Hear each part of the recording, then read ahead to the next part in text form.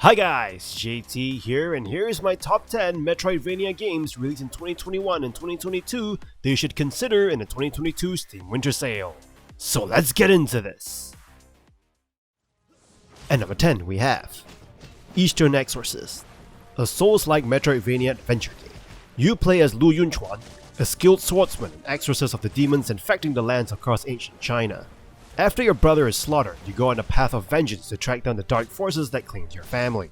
This game is all about the combat. Combat is akin to a Souls-like as enemies can be absolutely brutal and unforgiving, and the bosses even more so. You're equipped only with your sword and you have to block, parry, and slice your way through various demons. Once the demon is defeated, you have to exorcise them with a press of a button or they will revive. Easier said than done though when your demon friend is trying to take your head as a display. There's also a skill tree where you can learn and upgrade the 7 skills that are gradually given to you. Like plenty of Souls-like, you will collect aura that is akin to souls in Dark Souls, earned by killing enemies or finding them laying around the map. So if you like a side-scrolling Souls-like set in ancient China, this game is an awesome one to get. At number 9 we have Phoenotopia, Awakening, a remake of a Flash game from 2014. Humans have started returning back to the surface of the earth after a great war drove them underground a long time ago. You play as Gale, a young girl at an orphanage who thought that it was going to just be another day, but oh boy was she wrong. Soon the fate of the world will rest on your shoulders. This game features an overworld with constant spawning enemies to fight, and plenty of dungeons to side-scroll platform through and complete, featuring puzzles and enemies. There are also peaceful villages where you can obtain quests and talk to NPCs. You'll have access to various items like a bat, a slingshot, a flute, bombs, and a spear, which you'll need to use to both solve puzzles and use in combat. The combat mechanic can take a bit of getting used to, and the difficulty curve is rather high, thanks to its sparse checkpoints. If you're killed in a dungeon, you'll have to start from the very beginning.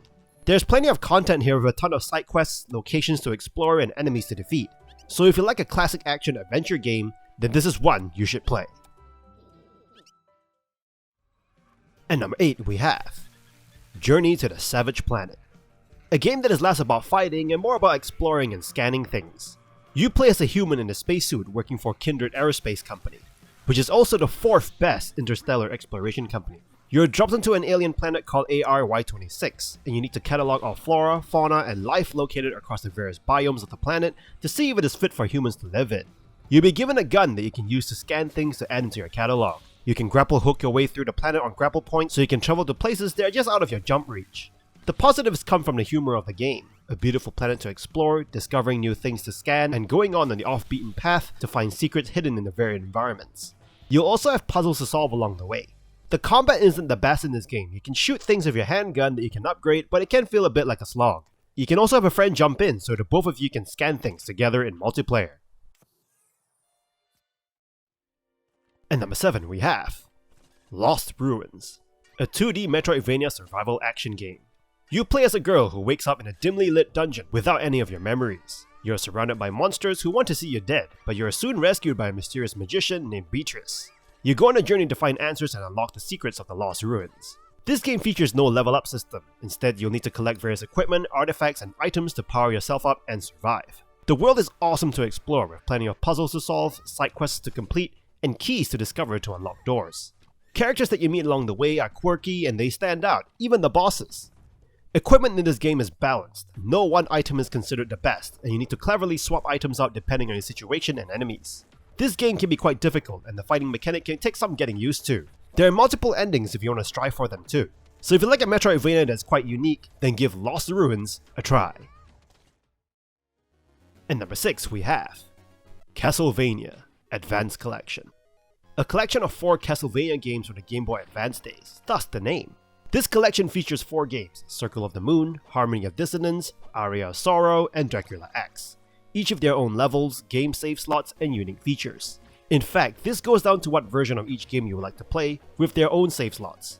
This collection is a blast, filled with plenty of monster whipping, story, and great boss battles. The game isn't too difficult as long as you're kept stocked up on the latest equipment and learning the enemy patterns. There are also sections that you can explore later once you've received the appropriate movement mechanic to reach the area. While Circle of the Moon, Harmony of Dissonance, and Aria of Sorrow is sort of similar to each other with unique individual game mechanics, Dracula X is the odd one out, as it is more of a traditional Castlevania game where you move from left to right. So if you like some classic Metroidvania games that inspired a popular genre, definitely get this collection. number 5 we have UNSIGHTED, an action-adventure Metroidvania. You play as Alma, an automaton awakened to a war-torn world after a war against humans who have gone extinct. Your friends are turning into mindless killing machines when anima, the resource that gives the automaton sentience, begins to run out, thanks to a crashed meteor. You need to save the city, your friends, and yourself before you succumb to the madness and become a bloodthirsty UNSIGHTED. You do this by recovering 5 shards of the meteor scattered around the city. The story is very effective in giving you a sense of urgency as you fight against time. The world is full of nightmarish abominations and puzzle-based exploration. You collect and use items to extend the lifespans of your friends, but you also need it for yourself. There's also a day counter showing you how long it'll be before you and your friends turn into the UNSIGHTED, which amps up the stress. Each shard is protected by a powerful former friend who has turned into an UNSIGHTED. You can't save them all and you are forced to pick and choose, and this will affect your ending. Combat is very fast-paced and highly satisfying to master. You'll need to learn how to parry your enemies and stun them to set them up for a counterattack. UNSIGHTED is a very well-crafted adventure with an engaging story, fluid and fast combat, and a beautiful world to explore, albeit with a literal time limit. And number 4 we have Death's Door, a Zelda-like top-down action-adventure game. You play as a crow working for the Reaping Commission, harvesting souls. The soul of a powerful monster was stolen from you as soon as you defeated it. You eventually get to the Undying Realm holding the Death's Door. You'll need to search the lands for 3 powerful souls to open it. The world is a treat to explore, from graveyards to ruins to a creepy mansion. They are filled with plenty of puzzles that will see you hitting switches, collecting keys, and opening doors. You'll find yourself going on off-beaten paths just to see what secrets lay in wait for you. Combat is very fast-paced and opponents are rarely slowed down by your attacks, so you need to be aggressive. You'll also obtain a slew of weapons and magical abilities that will not only help you dispatch monsters but also solve puzzles.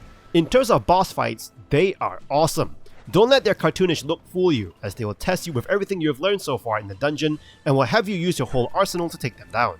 The various friendly faces that you meet along the way are also a treat, as they give you a bit of a break from the somber world, like a guy with a pot for a hit that looks like the Onion Knight from Dark Souls, or a cheeky giant frog. If you like a Zelda-like game with great exploration and fast combat, Death's Door is a treat to play. And number 3 we have Record of Lodoss War, Deedlit in Wonder Labyrinth, a Metroidvania game that will remind you of Castlevania at the height of its popularity.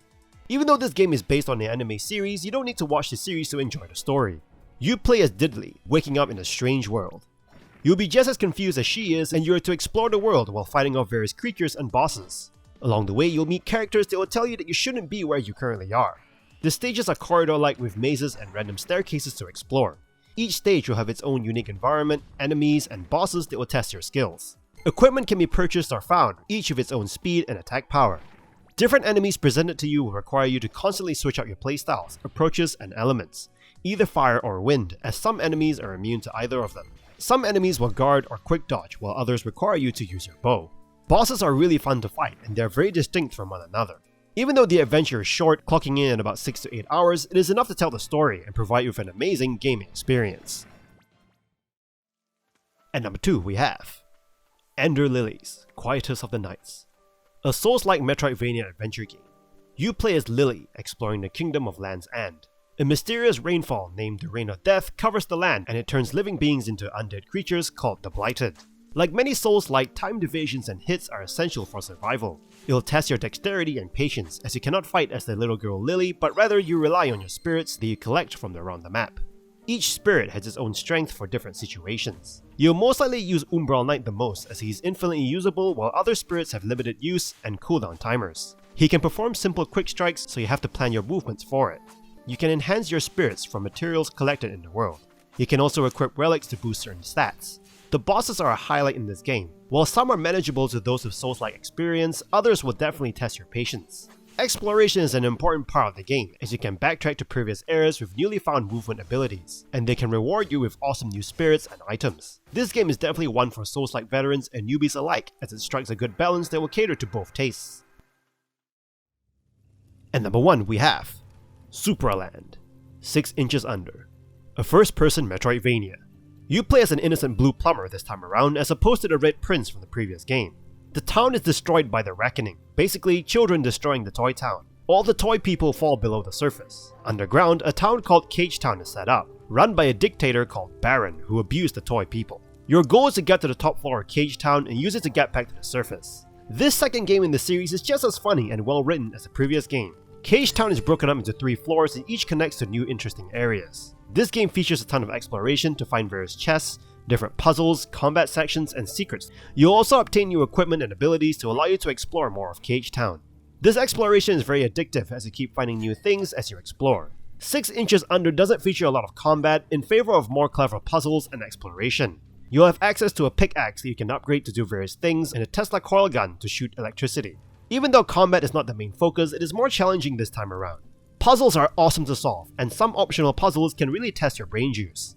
The secrets in this game are extremely creative, and it's always a treat when you find them. So if you like puzzle games or Metroidvanias, Supraland 6 Inches Under is a must-buy, especially if you enjoyed the first one. Do you agree with this list? What other games are you looking forward to in this winter sale? Let me know in the comments below. Don't forget to like and subscribe, and I'll see you guys in the next video.